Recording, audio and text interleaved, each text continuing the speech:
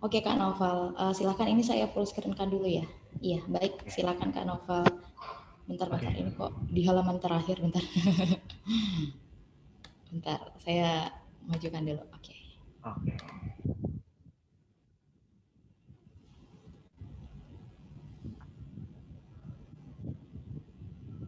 Apa sudah kelihatan, Kak? Udah kelihatan ya? Udah Udah ya? tinggal nungguan nih. Oke. Oke Kak, disampaikan aja ya kalau mau di next, disampaikan aja. Ya, Oke. silakan Kak Noval, waktu dan tempat dipersilakan ya Kak. Halo. Oke, terima kasih Mbak. Iya. Halo semuanya. Perkenalkan, nama saya Noval Melarangi. Saya co-founder dari Baruna Ocean Indonesia. Jadi teman-teman yang belum tahu Baruna Ocean itu apa, jadi Baruna Ocean itu adalah social planner yang dimana fokus kami adalah di lautan. Bagaimana lautan tersebut bukan dilihat dari bagaimana ke depannya, tapi juga kami bagaimana melihat lautan tersebut, bagaimana dari sampahnya, bagaimana masyarakat pesisirnya bisa paham sebagaimana sih uh, lautan menjaga melihat kita. Jadi hari ini kan kita akan ngobrol tentang our ocean, our culture. Jadi lautan kita, budaya kita. Kemungkinan besar kata-kata itu bisa dirubah bahwa budaya kita memperlakukan bagaimana lautan kita. Oke Mbak, next.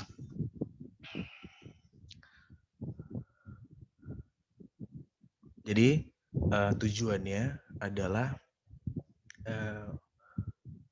mengedukasi dan belajar bersama bagaimana sih menjaga alam dan lingkungan di sekitar kita, serta tentang gaya hidup sehat yang erat kaitannya dengan teknologi digital.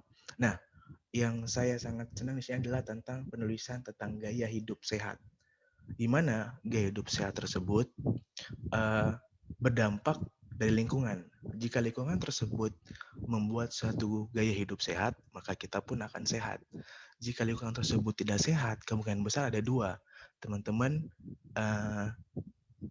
tidak mempunyai gaya hidup sehat atau membentuk suatu gaya hidup sehat tersebut.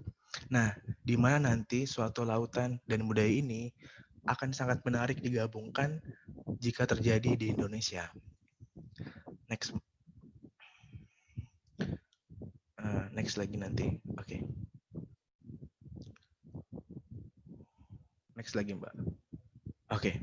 Fundamentalnya atau dasarnya pertama adalah yang pertama Indonesia sebagai negara kepulauan terbesar di dunia. Indonesia memiliki hamparan laut seluas 5,6 juta kilometer persegi atau mempunyai sekitar 77% dari total wilayahnya dan memiliki masyarakatnya pencariannya adalah nelayan atau dari hasil laut.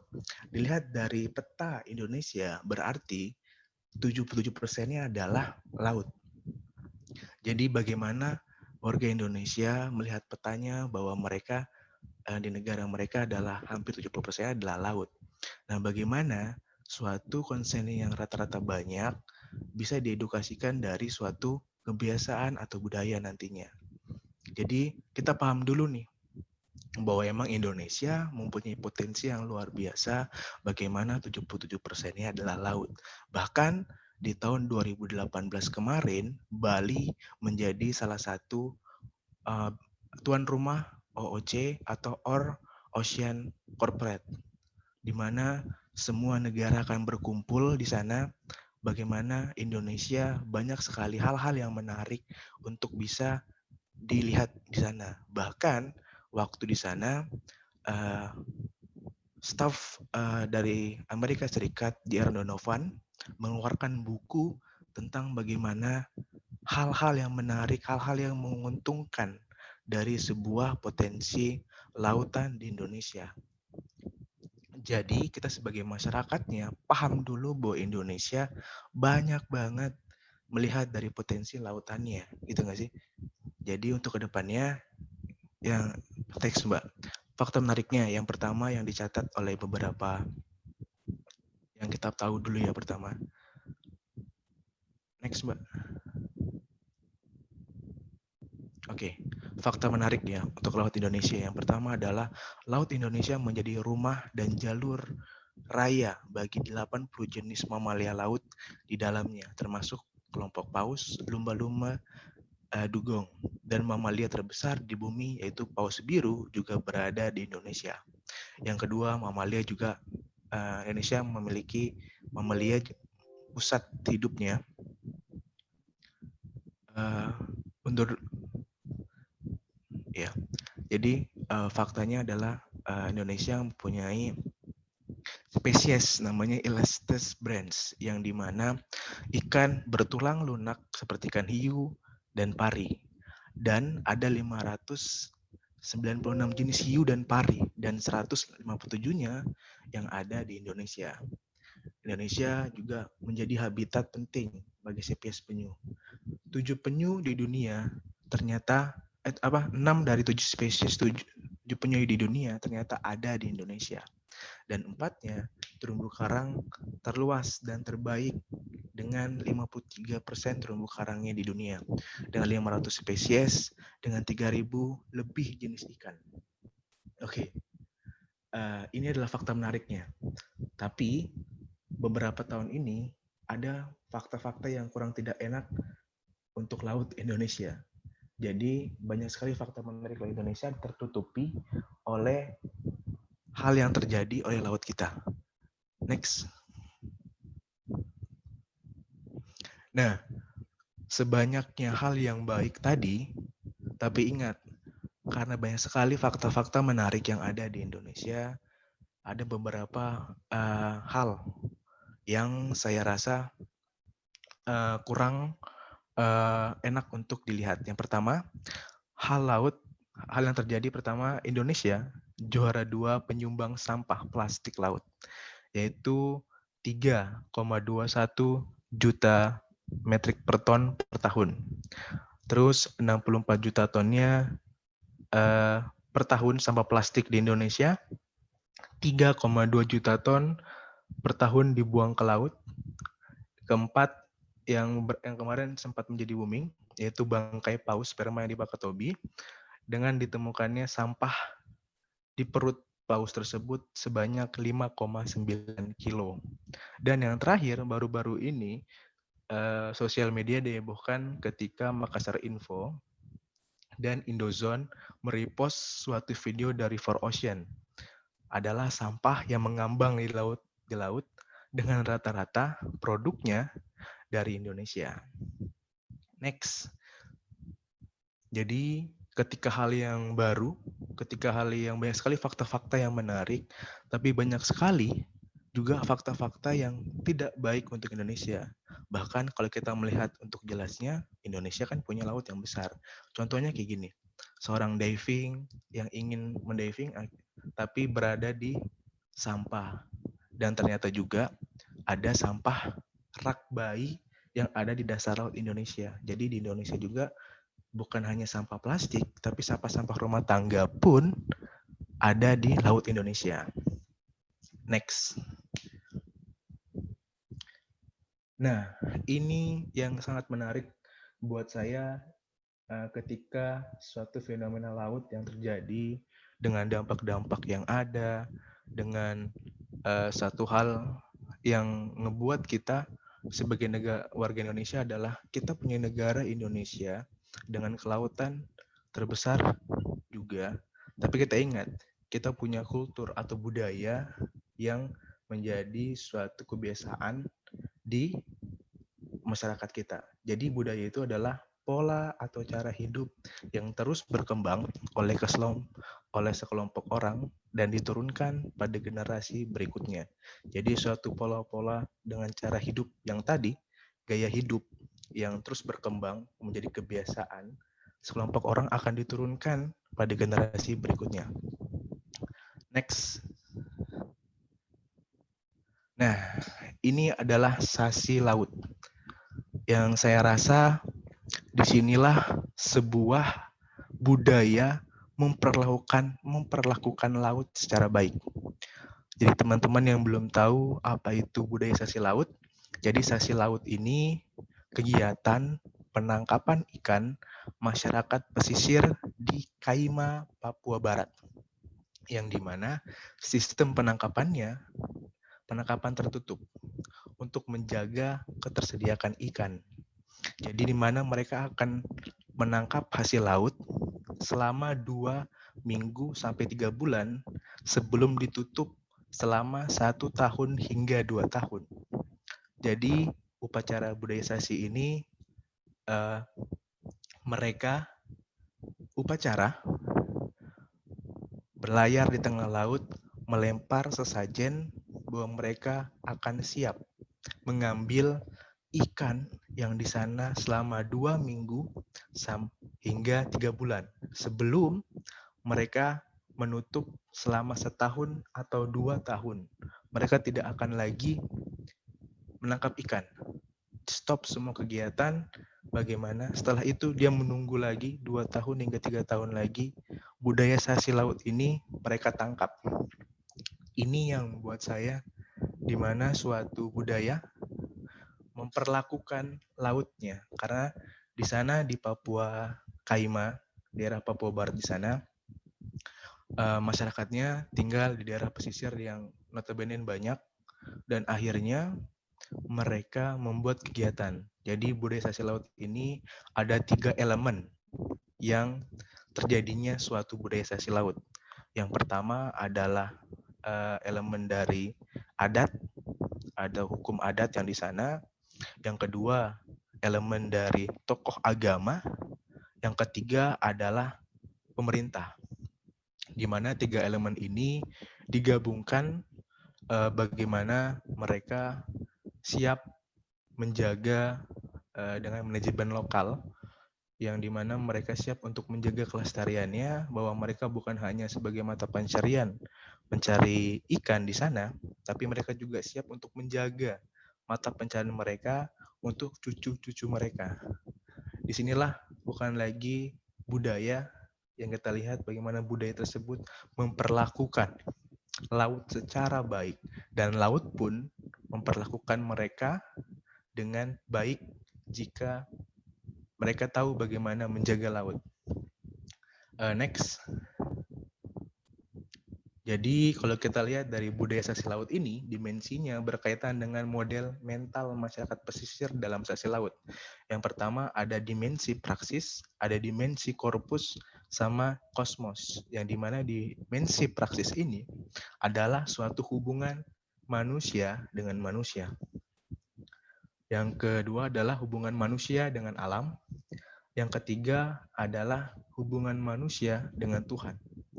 Yang dimana 3 elemen tadi, yaitu tokoh adat, tokoh pemerintah, dan tokoh agama, bersatu melihat bagaimana sih model manajemennya, metalnya bagaimana. Jadi ketika manusia dengan manusia di adat, mereka sebagai nelayan ingin tetap hidup dari hasil laut, dan hubungan manusia dengan alam, bagaimana mereka ingin melihat alam sebagai mata pencarian mereka agar tidak terekspos diambil oleh mereka sendiri untuk bisa diambil lagi hasil lautnya. Dan terakhir adalah hubungan manusia dengan Tuhan. Bagaimana mereka bisa percaya dengan Tuhan agar yang mereka lakukan ini untuk keberlanjutan mereka. Next.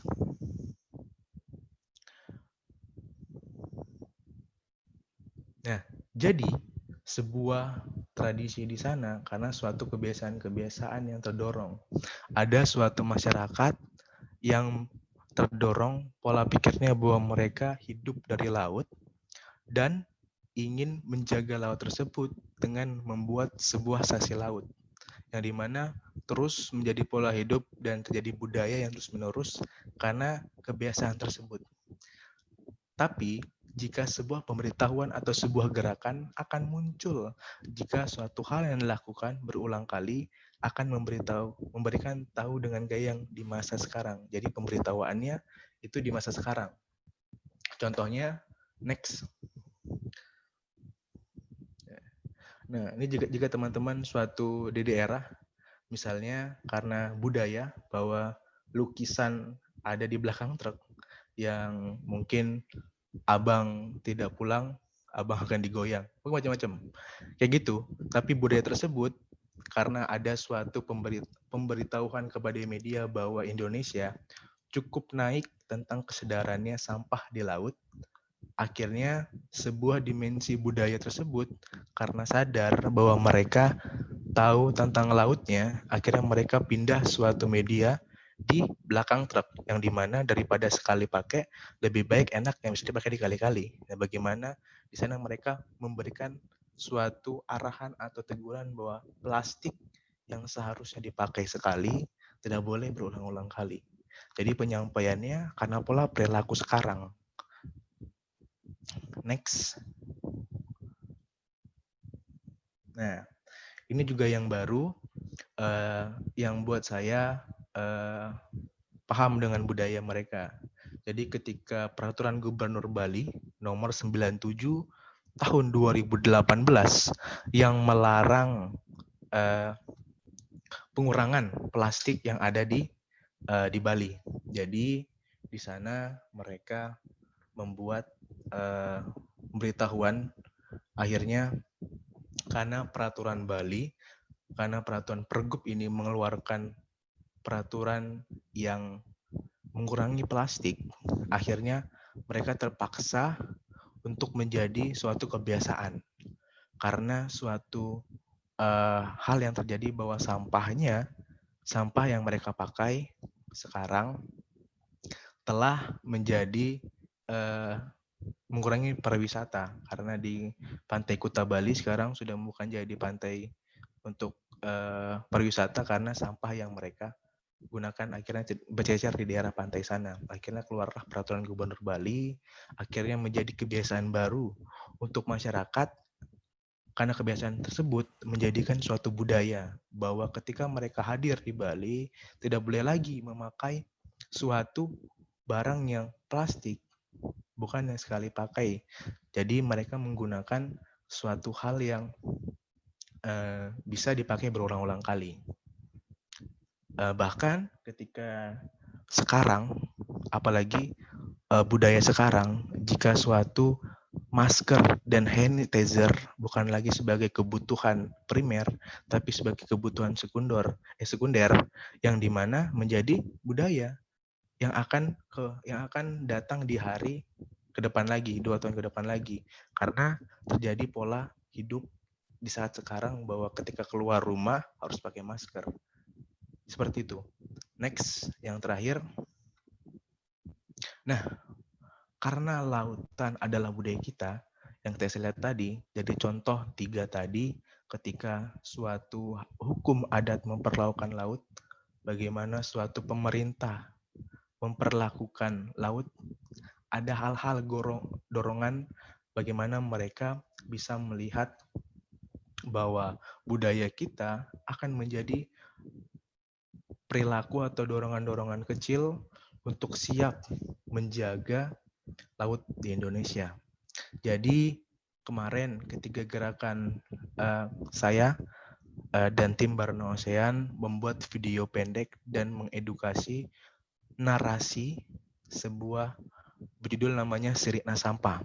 Jika teman-teman yang belum nonton videonya di Instagram Sirina Sampah, jadi Sirina Sampah ini kami memberikan masyarakat bahwa ada namanya suatu budaya atau perilaku yang melekat dari kita, yaitu adalah Siri Napace.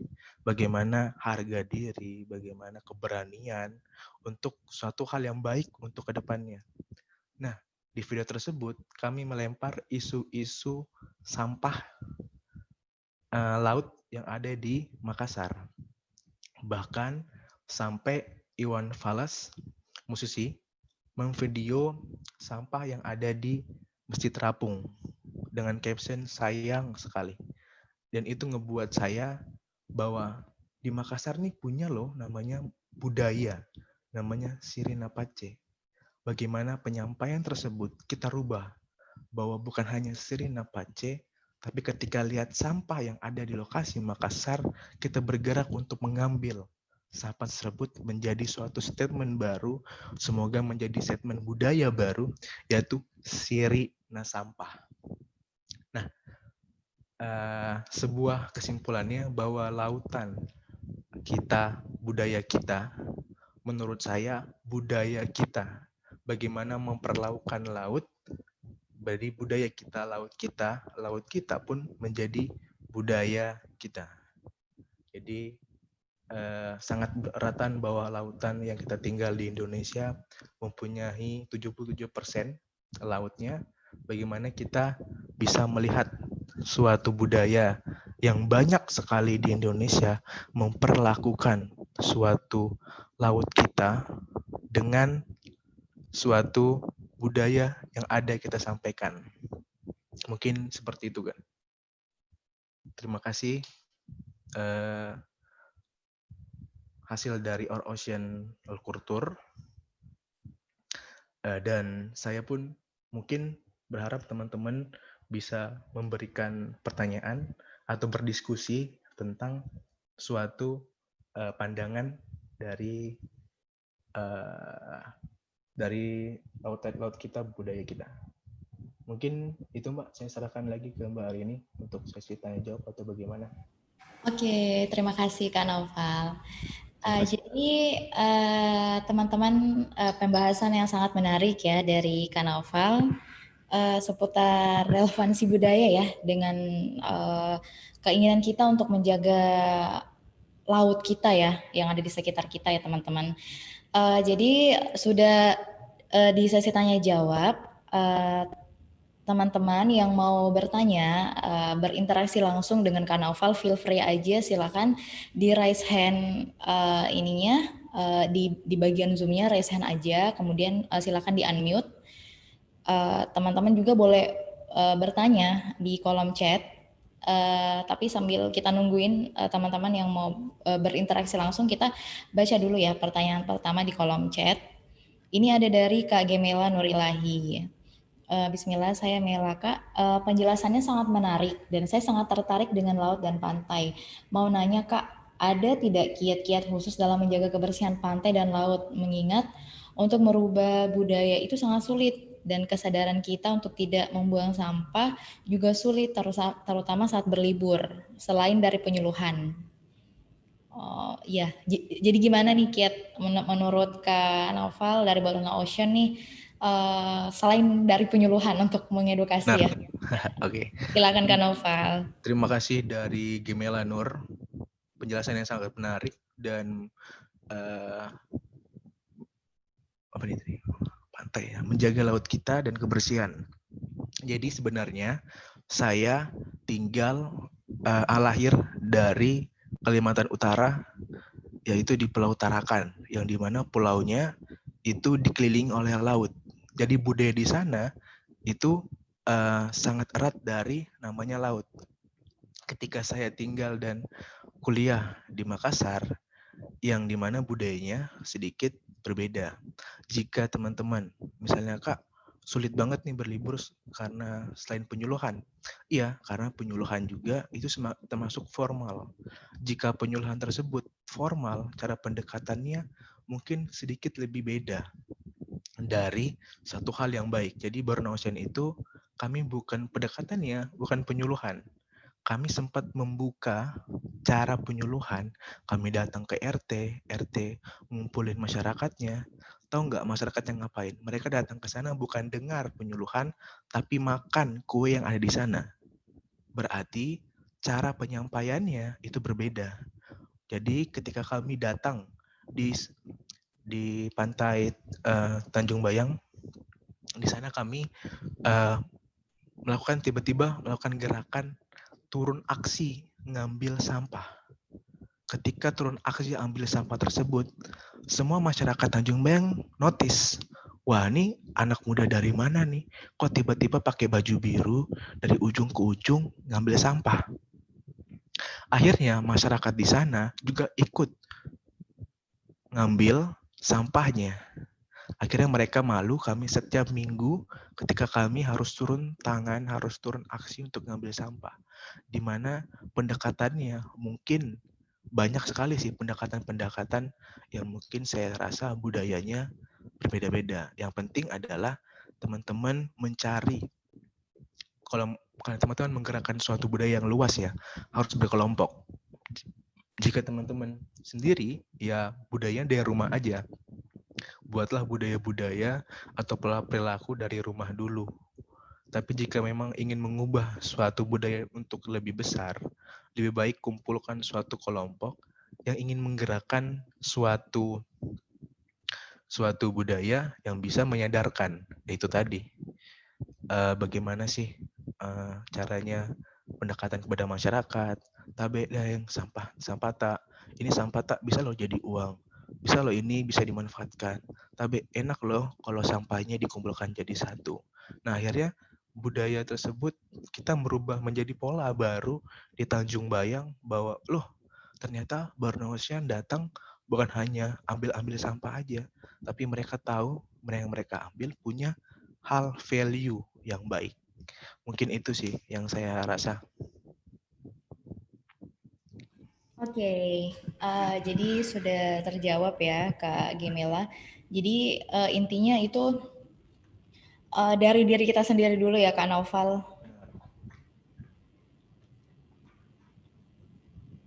Halo Kak Naufal. Halo, halo. Iya, oke. Ya benar. Iya, jadi sudah terjawab ya Kak Gemela pertanyaannya. Baik, ini kita masih tunggu ya teman-teman yang mau berinteraksi langsung dengan Kak Naufal. Silakan di raise hand aja. Boleh. Ini tapi kita lanjut lagi Kak di kolom pertanyaan, apa di kolom chat. Ini ada dari siapa nih?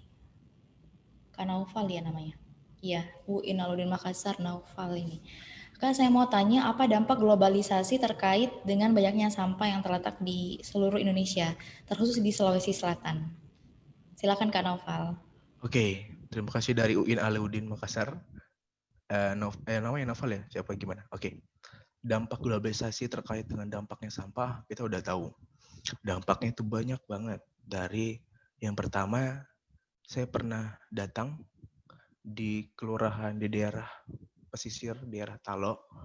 Jadi masyarakatnya yang dulunya 80%-nya nelayan yang mengambil tudai di pinggiran dari rumah mereka sampai daerah pantai itu 100 meter, sekarang sudah punah.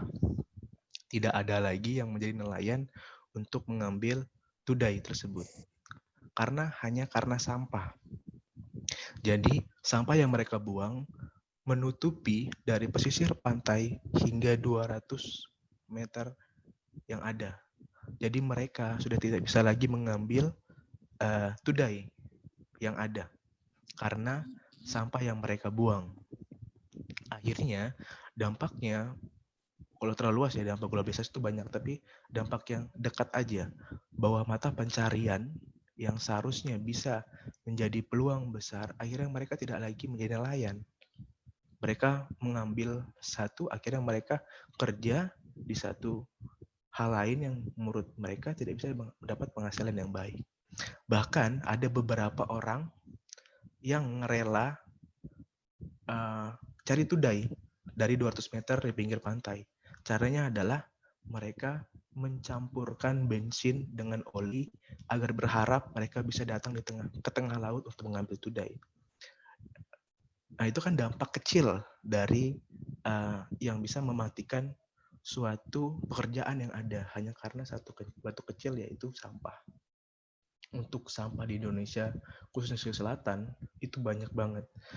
Padahal ketika teman-teman tahu, jika pemerintah dan masyarakatnya tahu bagaimana pengolahan sampah, itu bakal sangat baik. Apalagi suatu kemajuan di Makassar, ternyata kalau dilihat dari suatu anggaran pemerintah dan validasi pasarnya, jika sampah ini bisa dijual, setahun itu di Makassar bisa memvalidasi sebuah sampah yang ada di pantai itu bisa sampai 5M sampai 10M jika pengolahan sampahnya baik. Jadi dampak-dampak kecil seperti itu aja sih yang mungkin saya rasa bisa menggerakkan satu hal yang dampak yang kecil bisa menggerakkan suatu hal-hal yang lain, teman-teman. Itu mungkin. Oke, baik. Jadi melihat masalah menjadi sebuah peluang ya, Kak. Bener. Iya, baik. Jadi pertanyaan dari ini ya, Kak Naufal dari UIN Alauddin Makassar sudah terjawab ya, Kak. Baik Kak Novel, kita lanjut ya ke pertanyaan selanjutnya. Ini ada dari Romario Ferreira. Oke. Izin tanya Kak, menurut pandangan Kak Novel, seberapa bagus potensi laut dan pantai eh, potensi laut dan pantai Indonesia, serta seberapa buruk jika ditinjau dari maraknya tambang, pengambilan pasir, reklamasi dan sejenisnya. Silakan Kak Novel. Oke, terima kasih lagi pada Romario. Ngomong-ngomong kompetensi seberapa bagus, gila. Buat saya potensinya sangat-sangat baik di Indonesia. Yang saya bilang tadi, spesies-spesies ikan itu banyak. Bahkan ketika Or Ocean corporate datang di Bali kemarin, mereka bilang bahwa Indonesia ini punya dua potensi yang besar jika dilihat dari potensinya. Yang pertama adalah memiliki kedalaman laut yang bagus untuk perkembangbiakan potensi lautnya. Dan terumbu karang yang paling penting adalah Indonesia mempunyai 53% dari 100% terumbu karang di dunia itu ada di Indonesia.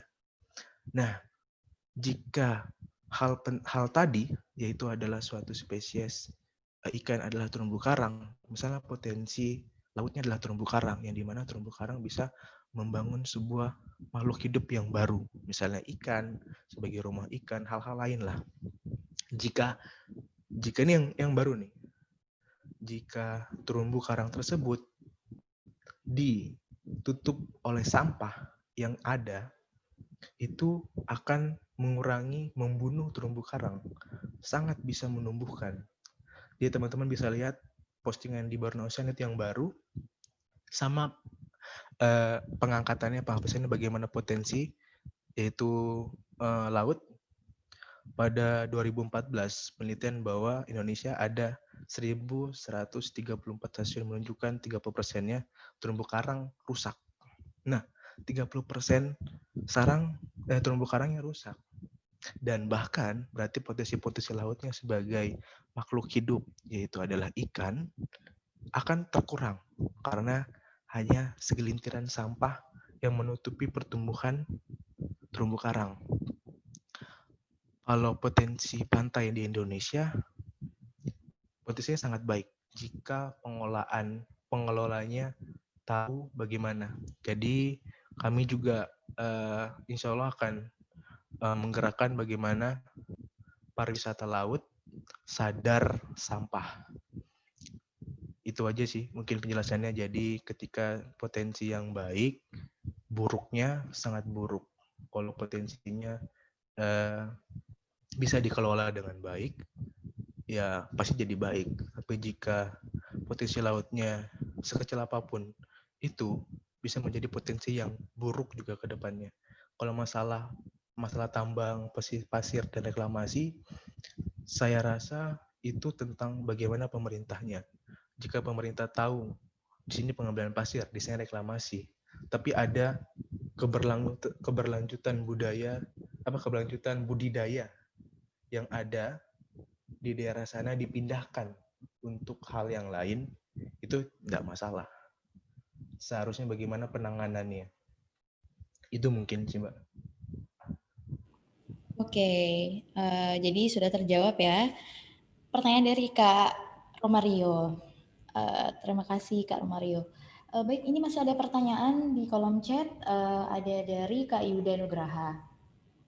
Bismillah, saya Yuda Nugraha Shelendra, izin bertanya, apakah perlu pemerintah daerah buat sanksi tegas tentang larangan buang sampah di laut? Silakan Kak Naufal. Oke, terima kasih Yuda Nugraha. Apakah perlu pemerintah daerah buat sanksi tegas tentang larangan buang sampah di laut? Sebenarnya semua ada, pemerintah juga ada, pasti sebagai masyarakatnya juga harus ada sih. Jadi sanksinya mungkin kalau dibuat sanksi berarti tentang bagaimana cara pengawasannya. Jika sanksinya juga tegas tapi pengawasannya tentang larangan buang sampah tidak ada, ya sama aja. Kalau buat saya, jika peraturan gubernur yang ada di Bali tadi diindahkan di setiap seluruh ada di Indonesia, itu buat saya rasa baik sekali karena ketika pemerintah daerah membuat pergub yang tadi di Bali, pergub yang tegas di mana masyarakatnya akan mencari bagaimana membuka usaha peluang-peluang baru dari suatu bahan kantongan plastik yang ramah lingkungan. Itu sih dari untuk Yuda. Oke, baik, udah terjawab ya Kak Yuda, terima kasih pertanyaannya. Masih ada pertanyaan di kolom chat, masih ditunggu ya teman-teman yang lain. Apabila ada yang mau ditanyakan, boleh banget ditanyakan. Kalau mau berinteraksi langsung, langsung raise hand aja ya, kemudian di unmute dan bertanya langsung. Oke, ini kita ke pertanyaan dari Kak Hadid Fajar. Bismillah, saya mau nanya, menurut kakak apa saja upaya-upaya yang dapat dilakukan pemerintah dalam pengelolaan limbah? Dikarenakan di Indonesia laut yang asri sudah banyak tercemar, berimbas ke satwa laut sehingga banyak mengurangi minat tourism. Oh, ini lebih ke tourism sih Kak. Silakan Kak Naufal. Oke, ini yang menarik. Kalau teman-teman lihat, sebelumnya terima kasih Hadid Fajar. Untuk melihat dari tourism itu udah kelihatan banget. Jadi di Bali, turis datang bukan menikmati pantai, tapi mereka datang hanya sebagai suasananya, yang dimana Bali dulunya turis datang karena pantainya, sekarang turis datang mau lihat pantai bukan lagi di Bali, tapi di Lombok, di depan dari Bali. Jadi mereka kalau mau nikmati pantainya, turis-turis itu datang ke Lombok, ke Bali. Tapi kalau mereka mau lihat bagaimana kebebasan atau pola hidup untuk pariwisata, mereka ke Bali lagi. Karena pemerintahnya untuk masalah turis di daerahnya itu di Bali tuh bagus, maksudnya bebas. Tapi untuk melihat suatu potensi laut yang jadi dulunya pariwisatanya adalah laut, akhirnya Bali pindah, bukan lagi di Bali, tapi di Lombok. Nah, itulah kenapa pemerintah gubernurnya, gubernur Balinya, membuat peraturan tersebut agar pure pariwisata pantai tourism datang lagi ke Bali bukan hanya karena mereka hidup di Bali tapi melihat pantainya di Lombok. Tapi semua pantai di Bali dan di Lombok menjadi pure minat dari turis. Itu kalau Hadid Fajar ngelihat fenomena sekarang bahwa turis yang datang bukan lagi ke Bali tapi ke Lombok untuk ngelihat potensi lautnya karena sampah yang ada di Bali. Itu sih. Oke. Jadi sudah terjawab ya Kak Hadid. Terima kasih pertanyaannya.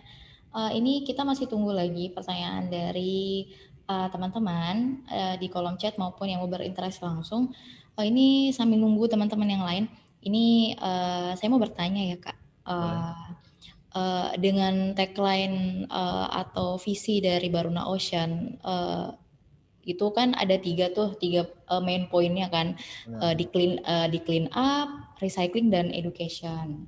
Nah, menurut Kak Naufal selama masa pandemi ini ada nggak sih yang dirasa berubah mungkin dari clean up atau di educationnya kayak gitu, gimana menurut Kak Naufal selama masa pandemi ini Oke. dari Baruna Ocean?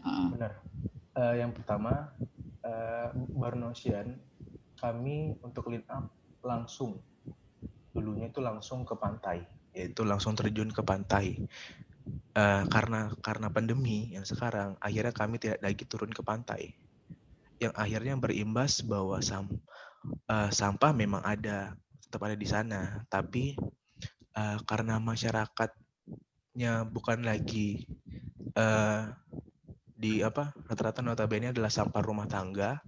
Nah, sekarang yang lebih banyak sekarang itu adalah sampah rumah tangga, yang dimana di lingkup daerah rumah, karena aktivitasnya sudah berkurang untuk di luar. Jadi sampah yang ada di laut kemungkinan besar makin bertambah karena sampah yang ada di daerah lingkungan rumah tidak tertata dengan baik, kemungkinan besar turunnya ke laut. Jadi beberapa bulan kemarin kami tidak bisa turun ke lapangan karena banyak sekali pantai yang dilarang untuk kegiatan luas atau besar. Jadinya kami cuma hanya mengedukasi, sekarang edukasi ke mitra-mitra kami yang ada di pantai bahwa bagaimana setidaknya untuk saat ini eh, diolah atau dipilah dengan baik sampah yang ada selama pandemi karena kami belum bisa menjemput bola di sana, dan edukasi pure-nya sekarang di media sosial. Jadi banyak sekali edukasinya lebih ke media sosial agar ya itu tadi dengan pembahasan yang berbeda-beda.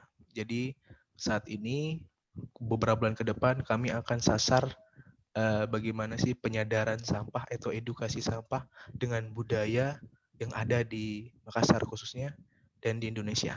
Itu aja sih kan. Oh, baik. Oh, berarti saat ini sudah ada mitra-mitranya ya, Kak? Ya Itu benar. masih di cakupannya di Kota Makassar ya? Masih di Makassar dan hanya saat ini di Pantai Tanjung Bayang. Oh, kayak gitu. Benar. Berarti selama masa pandemi ini tidak terjun langsung ya, seperti yang dilakukan sebelum masa pandemi. Tapi aktivitas ekonomi seperti yang Kak Naufal tadi sampaikan itu tadi ada disampaikan itu apa ya? Recycling ya. Ya Eh, recycling.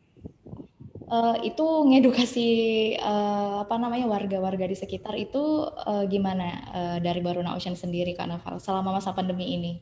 Jadi pure untuk saat ini untungnya Mabar Ocean udah mengedukasi beberapa mitra bagaimana recycle di sana.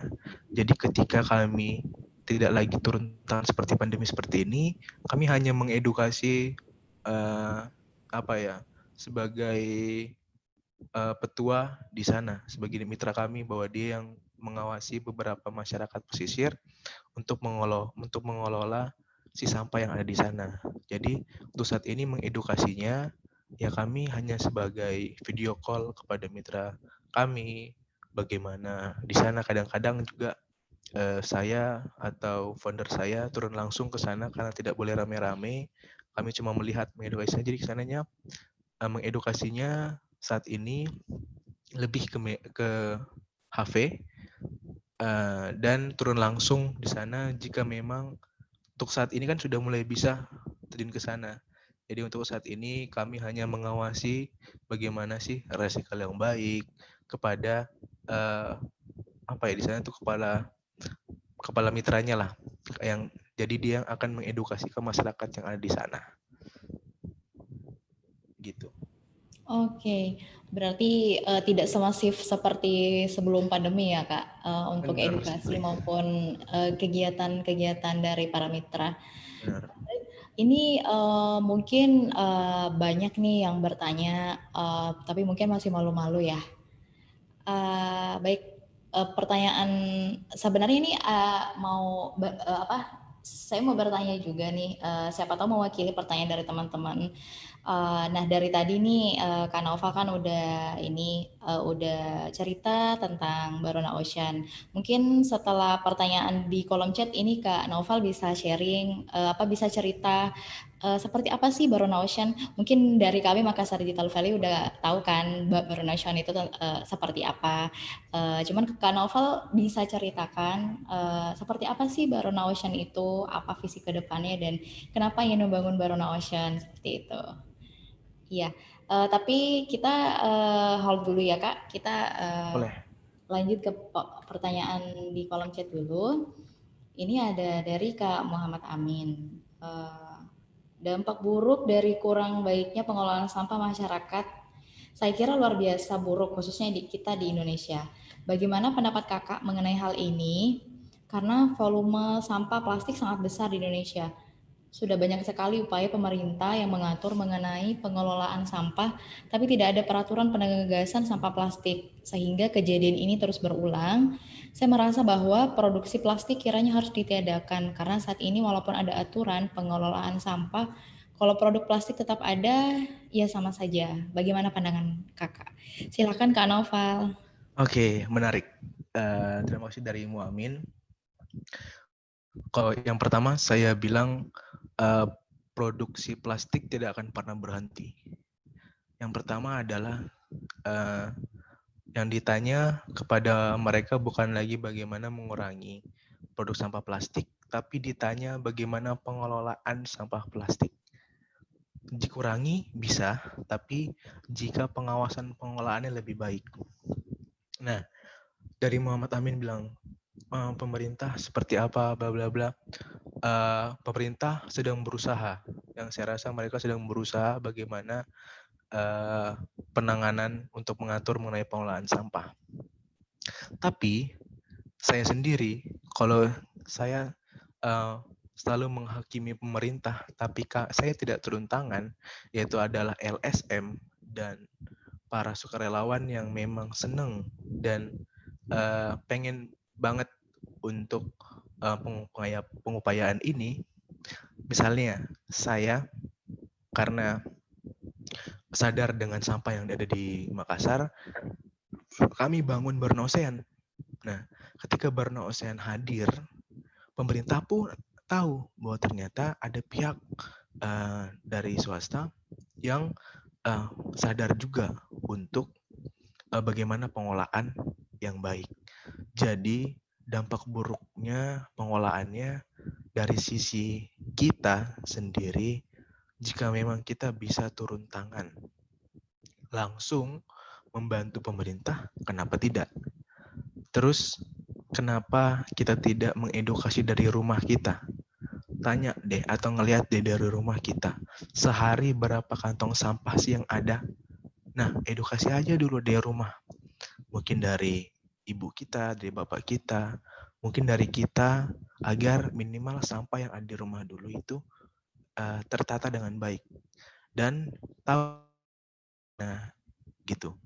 Jadi pemerintah yang pertama, terkuranglah pemerintah untuk mengedukasi ke masyarakat, dan ada beberapa masyarakat-masyarakat yang juga turun langsung untuk mengedukasi bagaimana sih plastiknya. Karena plastik buat saya tidak akan pernah habis jika produksinya diawasi. Tapi jika pemerintah sebentar lagi nih mungkin membuat namanya ekonomi sirkular, yang bagaimana 70%-nya penanganan, 30%-nya pengawasan, nggak salah. Jadi mereka itu jadi dari si produksi hingga pemerintah hingga masyarakat itu teratur dengan baik.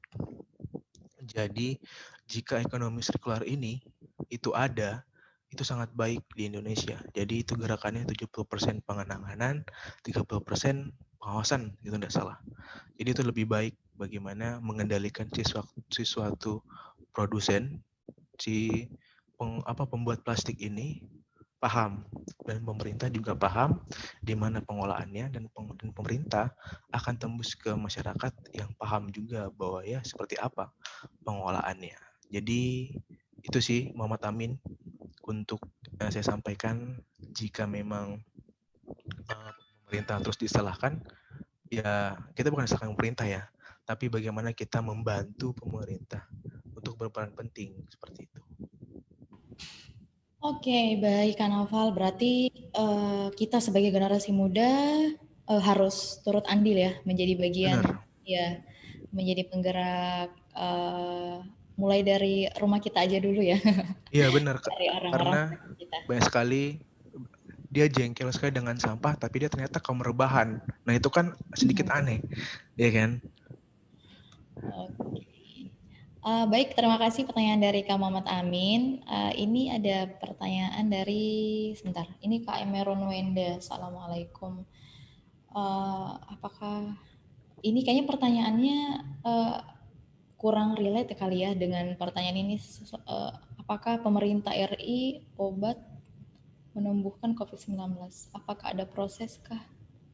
Ini terkait obat mungkin tidak berhubungan ya Kak dengan ini, Dengan enggak dengan topik sama, yang kita bahas. Iya, soalnya benar. kita hari ini membahas tentang laut, tentang sampah seperti itu Kak. Oke. Mungkin bisa diperjelas lagi pertanyaan, mungkin ada poin maksud dari pertanyaannya Kak Emiron Wenda, bisa dijelaskan kembali ya di kolom chat pertanyaannya. Baik Kak Naufal, tadi sebelum itu kan pertanyaan Kak Muhammad Amin, bisa diceritakan Oke. seperti apa sih Baruna Ocean itu, dan kenapa ceritanya di masa mudanya tuh mau spend membuat sebuah ide besar kayak gitu, Nah, pengen menjaga laut kita di Indonesia. Silakan Kak Naufal. oke, terima kasih Mbak. Yang pertama, eh, jauh dari gelar saya, yaitu SAK, yang tidak sama sekali tentang laut. Tapi konsennya adalah kenapa sih potensi laut itu bisa ada. Jadi ketika saya datang ke Makassar, saya ngelihat bahwa potensi sampah di Makassar jika diolah dengan baik itu sangat bagus. Tapi jika pengolahan daratnya baik, tidak diikutsertakan bagaimana sih sampah yang ada di laut, yang ada pesisir, itu kita bantu. Bagaimana mereka melihat dari sisi sampah bukan hanya sebagai sampah, tapi bagaimana mereka bisa melihat sisi value yang ada dari sana. Karena yang saya rasa masyarakat di Makassar, masyarakat pesisir, itu lumayan banyak. Jadi kami Barna Ocean memberikan suatu kegiatan atau dorongan bahwa sampah yang ada di laut bukan lagi dicap sebelah mata. Apalagi masyarakat di Makassar banyak sekali masyarakat pesisir, dan kasusnya banyak nelayan-nelayan yang tidak lagi melaut karena sampah yang ada di pesisir. Jadi Barna Ocean bergerak bagaimana kami bisa mengangkat sampah yang ada di pesisir dan di laut, dan bagaimana pengelolaannya, bagaimana recycle-nya, bagaimana menjadi sampah bersih, apa nilai jualnya, dan berguna bagi masyarakat pesisir. Jadi karena pandemi, yang dulunya kami itu masih awal-awal, ini kan baru namanya sudah setahun.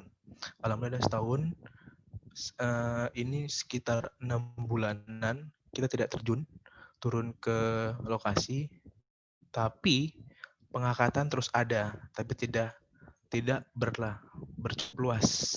Kemarin kita 5 bulan sampai 6 bulan kemarin itu kita mengangkat 5 ton sampah yang ada di pesisir. Sekarang karena pandemi hanya 2 ton doang. Jadi totalnya untuk saat ini kita baru mengangkat sampah di pesisir Pantai Makassar hanya 7 ton. Nah, jika 7 ton ini kita kelola dengan baik, kita tahu nilai value-nya kemana, kita mau taruh di mana, bahkan kami Barna Ocean menginginkan bahwa validasi kami, sampah yang ada yang kami angkat itu sudah berputar sekitar 5 ton dalam per tahun. Jika dinilai dengan angka, dan angka tersebut bisa menghasilkan suatu hal yang baik untuk masyarakat pesisir, itu sangat baik. Apalagi seorang ibu rumah tangga yang menunggu suaminya melaut dan tidak tahu mau ngapain, bukan hanya merajut pelempar jala di rumahnya, tapi juga mereka sekarang lagi menginginkan bagaimana sih sampah-sampah yang ada di sekitar mereka menjadi sumber daya baru atau potensi baru yang baik untuk masyarakat pesisir, khususnya yang ada di Makassar. Mungkin seperti itu sih Kak untuk Baruna. Dan Borna kedepannya kami akan meluncurkan insya Allah jika memang bertaraf digital yang akan memudahkan mungkin masyarakat-masyarakat atau mahasiswa-mahasiswa atau teman-teman yang tinggal di daerah pantai tahu Barna Ocean dan di sana juga tidak tahu pengolahannya, teman-teman bisa hubungi Barna Ocean untuk mengambil sampah tersebut. Jadi teman-teman bisa membantu pengurangan sampah yang ada di pesisir dan mungkin nilai jualnya bisa ke ke masyarakat yang ada. Itu sih Kak, prospek ke depan untuk Baruna.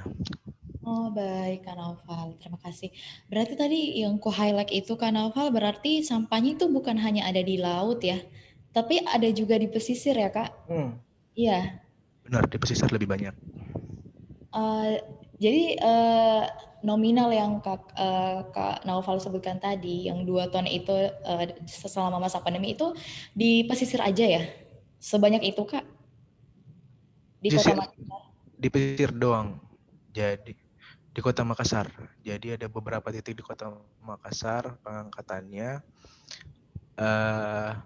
Jadi sampahnya itu bukan dari sampah yang dari darat ke laut, itulah sampah pesisir. Jadi di sungai-sungai. Jadi kedepannya kami akan membuat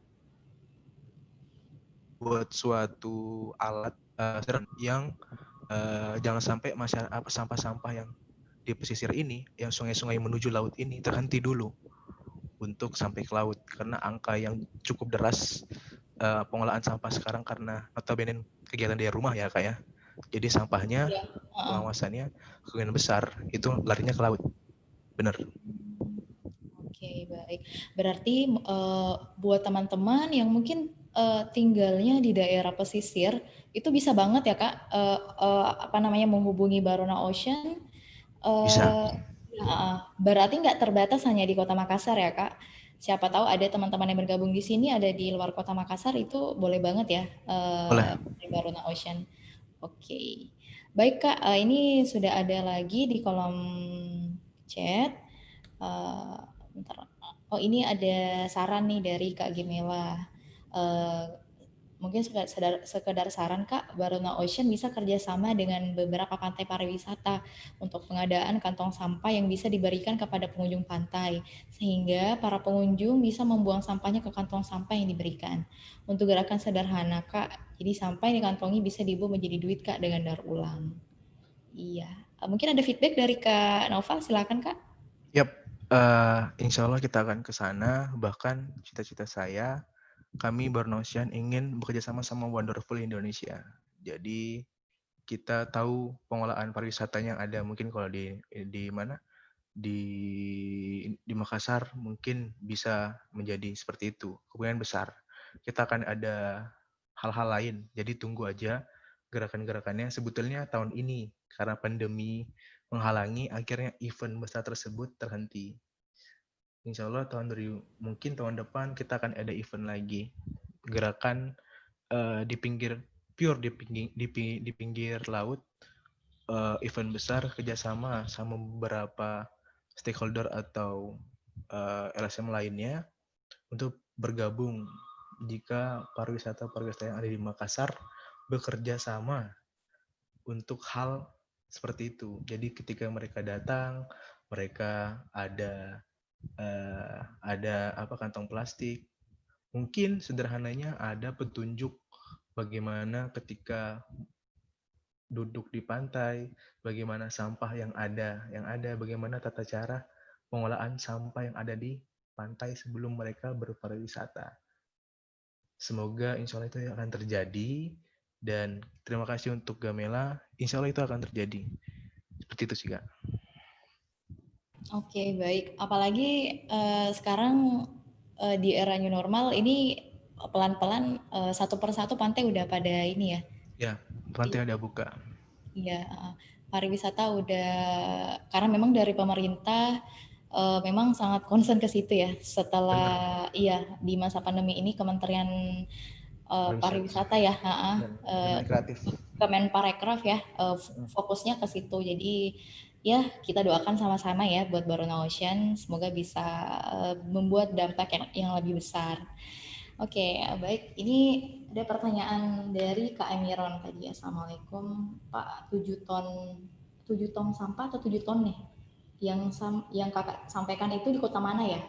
Ini tong sampah atau ton ya? 7 ton. Ya. Atau yang saya tangkap mungkin itu yang tadi 7 ton. Oh iya, mungkin yang Kak Nah, sampaikan tadi. Silakan Kak. jadi perhitungan itu dari beberapa titik yang ada. Jadi kami di Pantai Tanjung Bayang itu kita kumpulkan berapa yang mereka ambil dalam per hari. Jadi kita hitung untuk mau kemana sampahnya. Jadi sampah itu kita yang bisa diolah, kita akan kerjasama sama daur ulang yang ada di Makassar. Jadi kita juga mengapa namanya 3R, yaitu adalah reduce, yaitu adalah reuse, dan ada namanya recycle. Jadi reduce bagaimana orang-orang di Pantai Losari bisa mengurangi, di Pantai Tanjung Jayang bisa mengurangi dan bisa menggunakan kembali jika sampah-sampah yang ada bisa digunakan kembali dan mendaur ulangnya. Jadi 7 ton itu semuanya belum tentu di-recycle kembali. Mungkin masih ada beberapa sampah yang bisa digunakan kembali. Jadi untuk keperluan pantai tersebut. Sekarang kayak kemarin di Tanjung Bayang itu kami ingin menjadikan eco-brick. Jadi sampah-sampah yang mereka kumpulkan bisa dijadikan eco-brick, yaitu bata dari botol minuman untuk di balai-balai yang ada di sana. Jadi sepanjang balai-balai sampah-sampah mereka itu bisa direduce kembali, bisa dipakai lagi untuk menjadi eco-brick. Jadi tempat duduk-duduk yang ada di Pantai Tanjung Bayang. Jadi total 7 ton tersebut itu ada beberapa yang kami untuk dipakai kembali di pantai dan ada yang kami daur ulang lagi kepada masyarakat ke Kota Makassar seperti itu. Oke, Kak Noval. Baik, terima kasih ya Kak Imeron, pertanyaannya sudah dijawab oleh Kak Noval. Ini ada yang bertanya, namun tampaknya ini private ini pertanyaannya, nggak apa-apa. Bismillah Kak, mau bertanya bagaimana kewajiban dan peran produsen atau perusahaan sebagai pihak yang memproduksi kemasan? Apakah ada undang-undang yang mengatur supaya perusahaan bertanggung jawab atas sampah kemasannya? Silakan Kak Noval.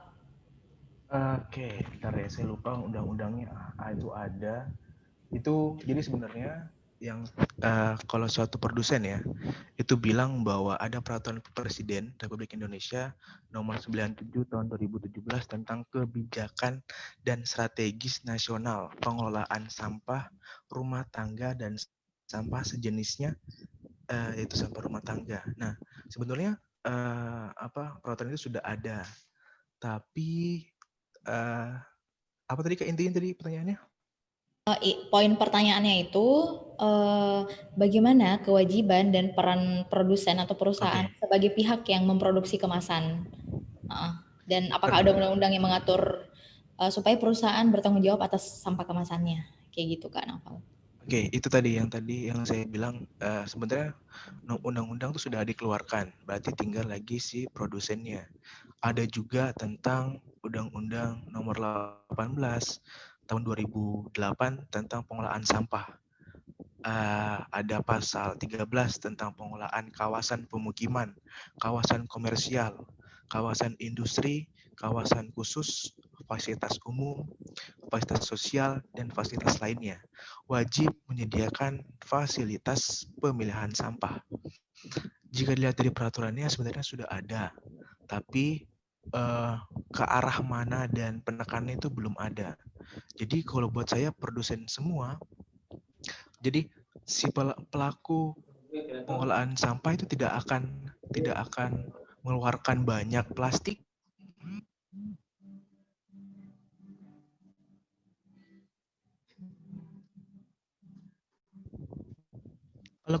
Kalau kebutuhannya sedikit, jadi produsen pembuat plastik juga bilang bahwa kami ngebuat produk sampah ya karena kebutuhan masyarakatnya banyak.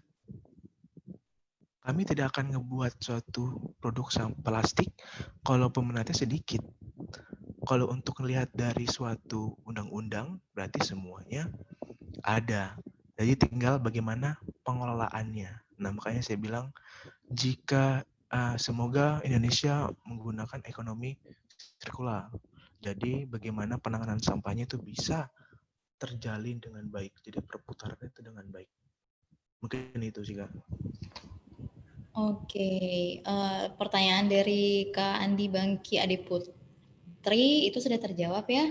Tadi mungkin nggak sengaja ya pertanyaannya ke private. Oke, udah terjawab ya Kak. Ini selanjutnya, oh ini dari Kak Gemila. Siap Kak Karen, semoga pandemi segera berakhir sehingga sampah juga bisa berkurang insya Allah. Iya, mungkin mungkin yang suka liburan, suka berkunjung ke pantai mungkin merasa cukup ini ya, kalau banyak ketemu dengan sampah gitu di pinggir pantai. Insya Allah semoga dengan adanya Baruna, inovasi-inovasi yang dilakukan bisa berdampak di masyarakat. Oke, baik. Ini masih ada ini dari Kak Muhammad Amin, ada saran kayaknya. Kasih sedikit masukan, mungkin kedepannya bisa mengadakan program kolaborasi bersama kampus ataupun sekolah menengah dengan target edukasi kepada pemuda. Karena melihat pesisir wisata di Makassar mayoritas pengunjung adalah pemuda. Iya, silakan Kak Novel mungkin ada feedback dari sarannya Kak Muhammad Amin. Ada saran nih untuk kolaborasi dengan kampus atau sekolah menengah. Silakan Oke, Kak. Muhammad Amin. Sebenarnya yang kamu bilang tahun ini seharusnya sudah selenggara, tapi tidak selenggara karena adanya pandemi. Jadi kami sudah bekerja sama beberapa kampus tentang perikanan dan kelautan dan beberapa sekolah yang ingin berkolaborasi bersama Baruna.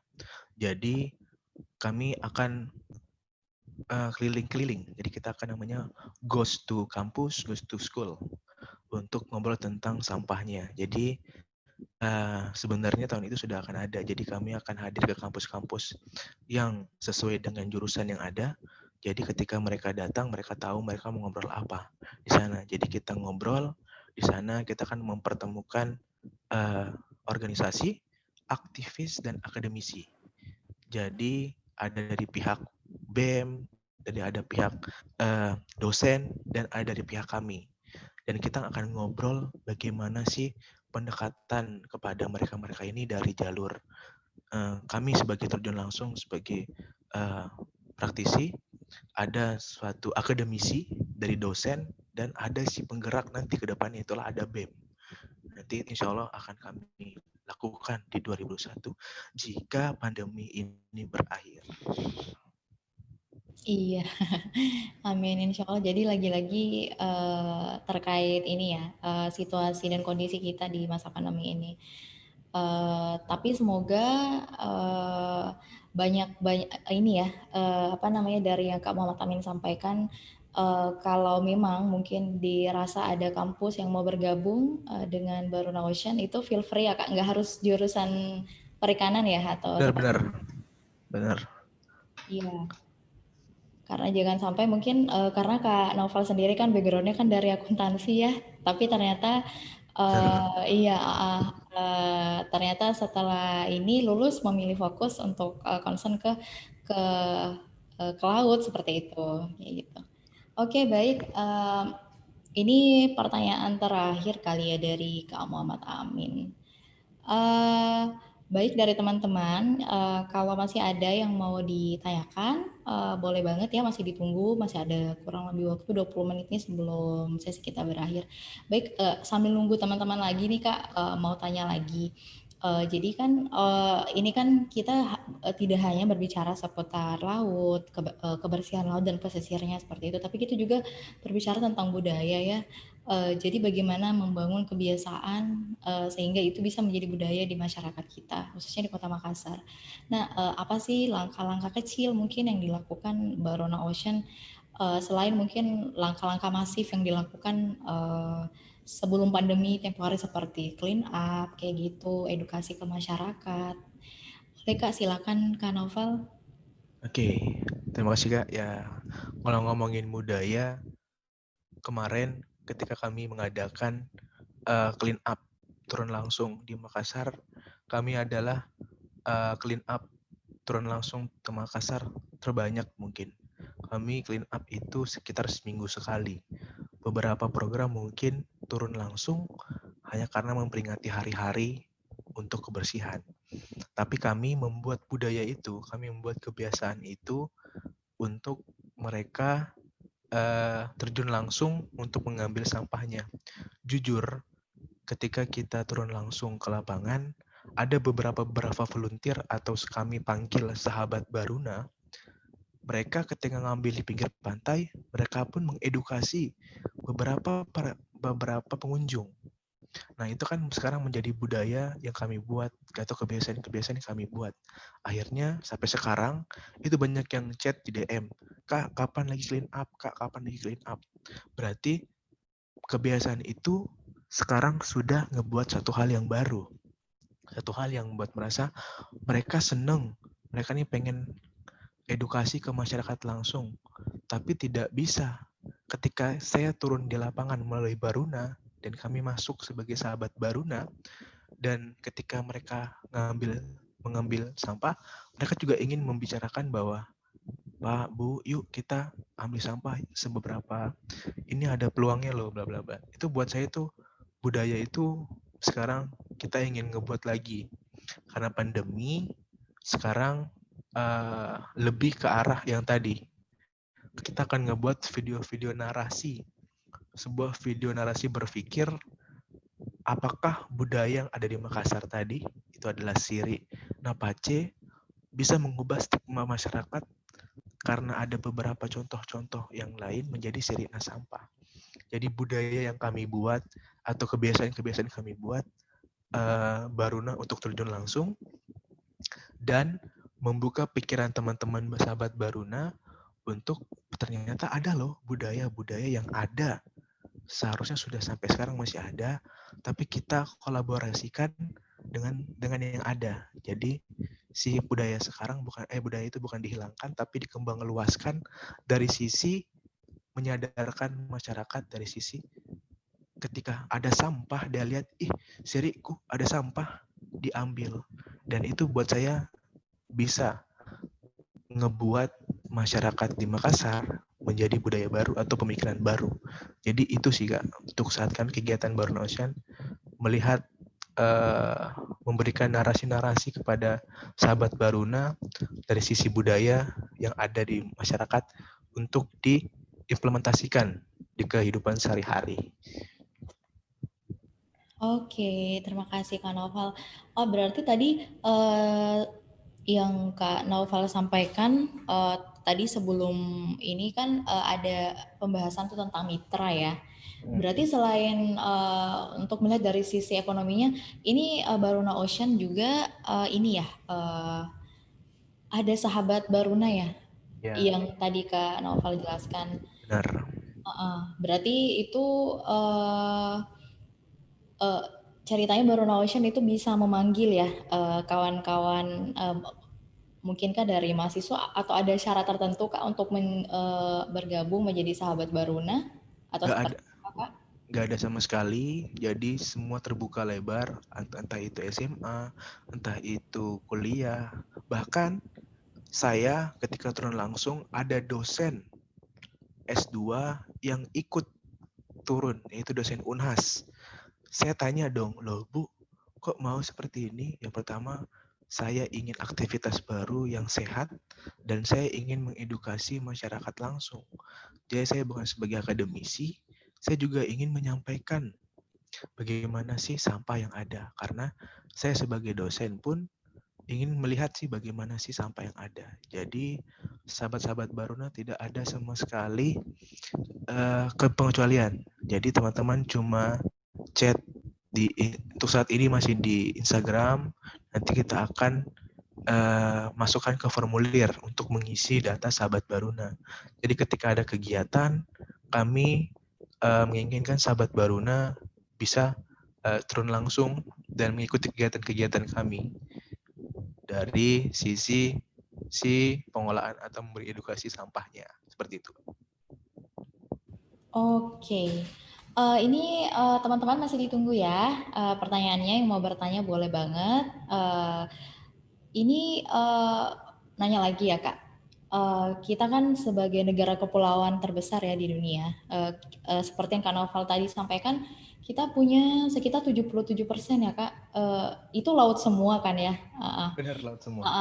Jadi mau nanya nih Kak, kalau Kak Noval melihat dari sisi yang Kak Noval pernah lihat dan teman-teman Baruna Ocean itu lihat di Kota Makassar, seberapa parah sih istilahnya seberapa buruk sih kondisi laut kita di Kota Makassar, dari yang mungkin Baruna Ocean sudah clean up, seberapa parahnya sih seperti itu sampai kita juga menjadi kota yang turut andil dari banyaknya sampah di laut seperti itu. Benar. Kak Noval, penemuan-penemuan apa yang mungkin didapat? Wah, ternyata sampah kita segini banyaknya ya di Kota Makassar, lautnya di Kota Makassar kayak gitu. Silakan Kak Noval. Semoga jadi inspirasi buat teman-teman di sini mungkin yang lagi liburan, yang mungkin keluarga atau temannya yang masih ya seenak-enaknya buang sampah ya. Semoga setelah di sini kita bisa menjadi memiliki peran merasa terdorong untuk menjadi bagian dari kebersihan laut kita. Silakan Kak Noval. Oke, saya lupa di daerah mana, daerah apa ya? Ntar saya ingat dulu.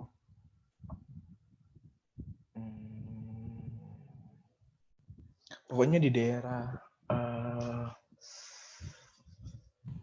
Pulau Lakang. Jadi ada namanya Pulau Lakang.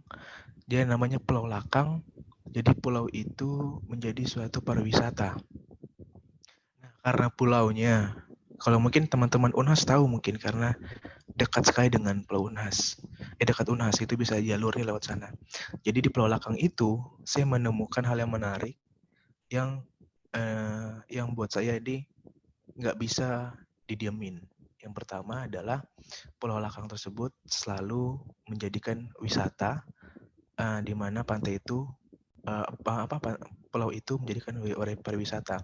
Jadi ketika kita datang di pelabuhannya atau di tempat penyandaran kapalnya, itu ada tulisan kan selalu ada baliho-baliho selamat datang kepada bla bla bla, pokoknya banyak lah. Jadi ketika saya turun langsung di sekitar pelabuhannya, di sekitar anggaran untuk turun ke ke Pulau Lakangnya, itu rata-rata baliho selamat datang yang tertumpuk di dalam tanah. Kita mengangkat itu banyak sekali baliho-baliho yang ternyata mereka pasang, terus ketika ada selamat datang baru, mereka cabut, terus mereka buang di situ. Jadi lingkaran sekitar 50 meter itu rata-rata baliho semua. Nah, itu yang saya rasa, padahal tempat itu tempat pariwisata loh, hanya selihat baliho doang, itu bisa menjadi penumpukan di daerah sana.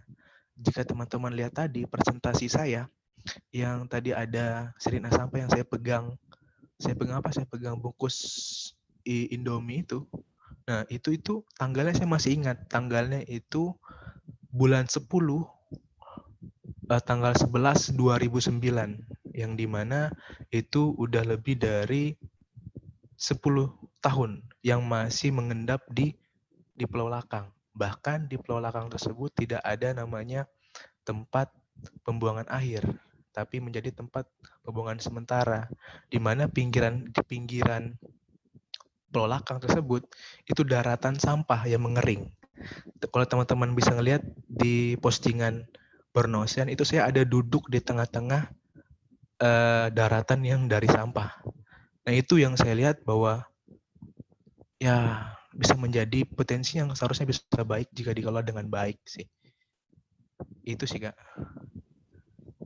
Baik, separah itu ya sampai bisa membuat daratan yang baru. Bener. Baik, Teman-teman, ya. Kita bisa lihat di Instagramnya ada Ya. saya duduk situ. Oh, oke. Iya, mungkin teman-teman yang penasaran seperti apa sih dataran baru yang Kak Noval tadi sebutkan, bisa lihat ya di Instagramnya Baruna Ocean. Iya. Apa nih di kolom chat? Oh, betul itu Kak. Oke, ya. Iya. Jadi seperti yang Kak Novel tadi sebutkan barusan berarti ini memang bukan masalah yang remeh ya, Benar. karena akan menjadi masalah yang serius ketika apalagi kita yang mungkin setiap hari mengkonsumsi ikan ya. Benar. Kepikiran gak sih makan dengan ikan? Ya mungkin ada sampah-sampah mungkin di, berarti bisa dikatakan saat ini ikan apa ekosistem seperti ikan-ikan di laut itu bisa dikatakan makan sampah ya Kak sekarang. Benar. Iya, bagaimana menurut Kak Naufal?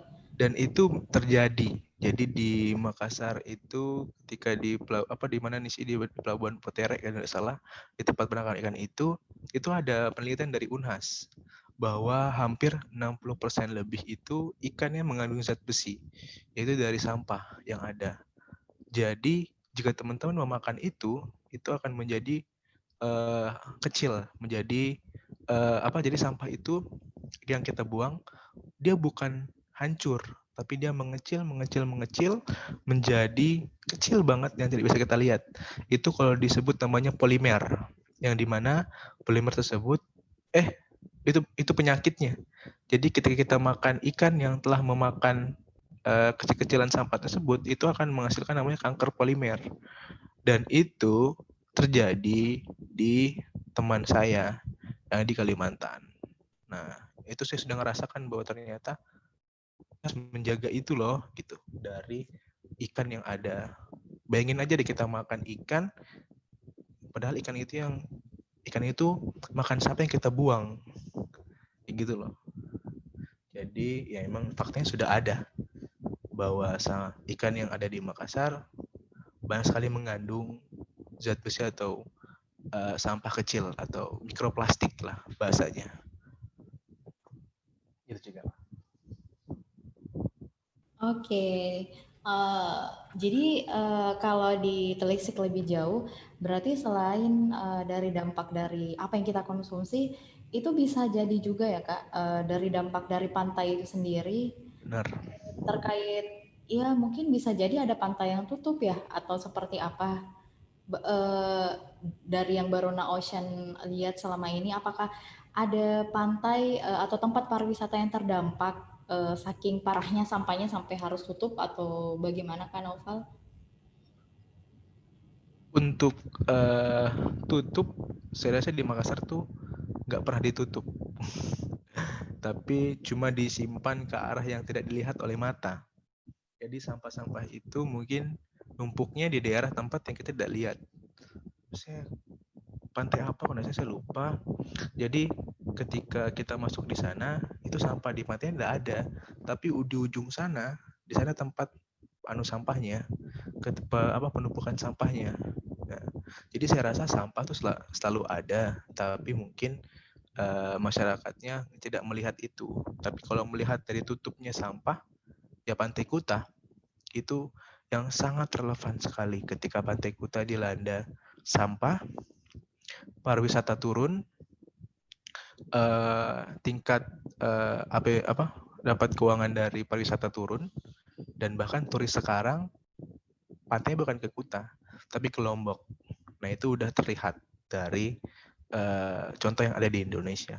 Jika memang di Makassar ada, saya rasa jangan, karena harusnya masyarakatnya bisa jangan sampai sampah itu menjadi tempat atau potensi pertama tutupnya pariwisata pantai, seperti itu. Oke, baik. Ini mengingat sudah tidak ada ya pertanyaan dari teman-teman. Semoga ilmu yang kita dapat ya bermanfaat ya teman-teman. Bukan hanya kita yang dapatkan di online class di sore hari ini, tapi juga bisa menyebarkan ke orang-orang di sekitar kita, baik itu keluarga kita ya, orang-orang yang terdekat kita, ayah, ibu, adik, kakak di rumah untuk bisa lebih aware terhadap ini, karena ini bukan isu biasa ya, isu yang bisa kita remehkan. Mengingat ternyata ada 77% loh teman-teman laut yang ternyata menjadi cakupan dari wilayah kita di Indonesia seperti itu.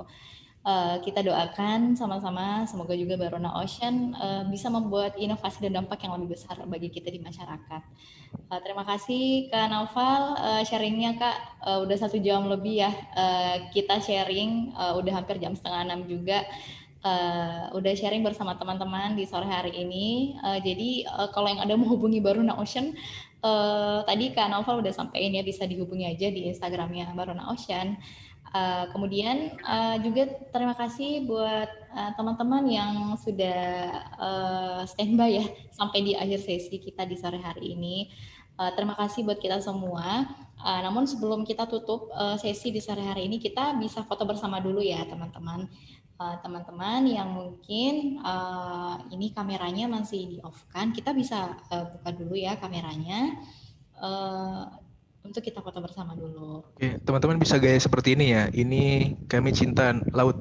Ini gaya dari yang mana? Baruna. Oke, baik. Tunggu nih teman-teman yang mau buka ininya, kameranya. Baik, nggak apa-apa. Mungkin banyak yang malu-malu membuka kameranya, nggak apa-apa. Oke. Oke. Oke, ini Kak Emiron masih siap-siap ya Kak. Oke, sudah siap semua teman-teman? Oke, 1, 1, 2, 3.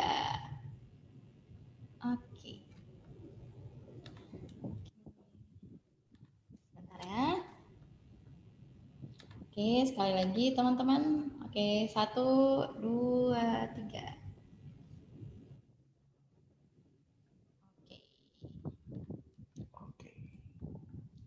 Baik, terima kasih semuanya. Sekali lagi terima kasih buat Kak Naufal yang sudah sharing di sore hari ini Kak. Semoga ilmu yang dibagi di sore hari ini bermanfaat buat kita semua ya. Dan juga buat teman-teman, sekali lagi terima kasih sudah ikut di online class kita di sore hari ini di event Green and Healthy Lifestyle. Jadi insya Allah akan ada event-event di Makassar Digital Valley lagi yang bisa teman-teman ikuti. Jadi cek aja sosial media kita ya di @telkommbv. Juga teman-teman yang sudah terdaftar menjadi member nih untuk fasilitas e-sertifikatnya bisa dicek aja ya di dashboard member di dashboard membernya. Baik, mungkin cukup itu saja dari kami Makassar Digital Valley. Terima kasih, selamat sore. Assalamualaikum warahmatullahi wabarakatuh. Terima kasih kembali semuanya. Iya, sampai jumpa Kak Noval. Terima kasih Kak.